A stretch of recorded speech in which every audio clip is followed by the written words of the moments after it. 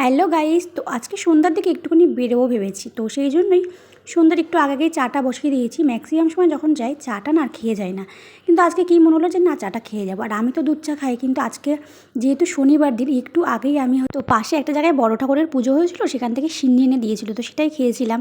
তো যেহেতু চা খাওয়ার একদমই ইচ্ছা ছিল না, ভাবলাম যে না একটু বেরোবো যখন চাটা খেয়ে যাই, বাইরে থেকে আর খাবো না।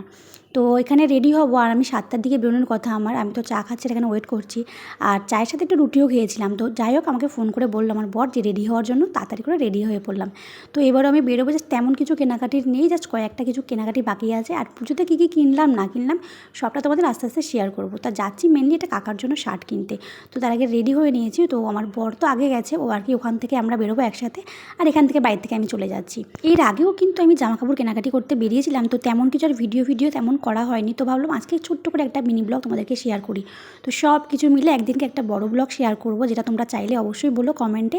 তো আমি আর কিছু বলছি না যে কী কিনেছি না কিনেছি, সেটা তোমাদের নেক্সট একটা ভিডিওতে আমি কী কিনলাম, বাড়িতে কার কার জন্য কী কী নিয়েছি সবটাই তোমাদেরকে শেয়ার করবো।